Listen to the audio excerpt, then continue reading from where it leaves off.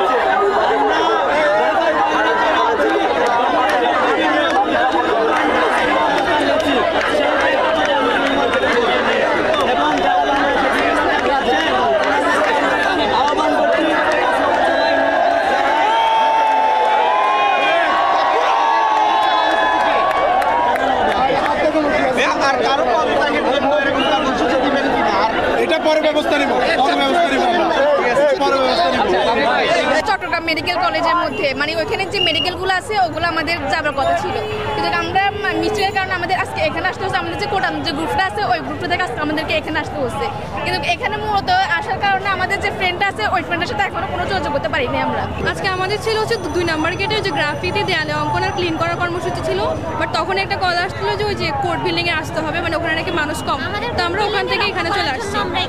এখন কোর্ট বিল্ডিংয়ে যাদের আমরা পদত্যাগ চাচ্ছি ওদের জন্য আসছি আমরা এখানে, কারণ এখানে মানে তুলনামূলক মানুষ অনেক কম হয়েছে। আজকে কর্মসূচি ছিল হচ্ছে আমরা ট্রাফিক নিয়ন্ত্রণে ছিলাম কয়েকজন, আর যেহেতু ঝামেলা হচ্ছে মেয়েদেরকে ট্রাফিক থেকে তুলে দিয়েছে, ছেলেদেরকে রাখছে যারা দায়িত্বশীল ওনাদেরকে, আর গ্রাফিতি অঙ্কনের কাজ চলতেছে, আর হচ্ছে আমরা এই ক্লিনের কাজ করতেছি, বিভিন্ন থানা ক্লিনিং করতেছি, শহর ক্লিন করতেছি, এগুলাই আমাদের কাজ। পদত্যাগ হয়েছে, কিন্তু হচ্ছে যে যারা পুলিশ প্রশাসন যারা আমাদের ভাইদের উপর গুলি করছে তারা কিন্তু এখনো পদত্যাগ করে নাই, এবং বিচারপতি যারা আছে তারা কিন্তু এখনো পদত্যাগ করে নাই, যারা আমাদের ভাইদের উপর অন্য বিচারে এখনো মুখ খুলে নাই, এবং বিভিন্ন কলেজে বিভিন্ন ভার্সিটির প্রক্টর যারা আছে তারাও কিন্তু এখনো পদত্যাগ করে নাই। যখন আমাদের ছাত্রলীগ কর্মীরা আমাদের ভাইদের উপর গুলি করা হচ্ছিল বা হামলা করা হচ্ছিল তখন প্রক্টররা কই ছিল? প্রক্টর তখন চুপ ছিল কেন?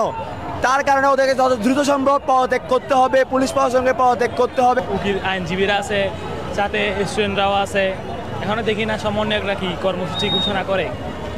এখন তো স্টুডেন্টরা সবাই প্রথমে কোর্ট বিল্ডিং ছিল, এখন সবাই নিউ মার্কেট জমায়েত হয়েছে। এখন এরা কি কর্মসূচি ঘোষণা করে দেখি। সবাই তো মানে বিচারপতিরা যে যা করতেছে এটার মানে পদত্যাগ দাবি করতেছে, এখনো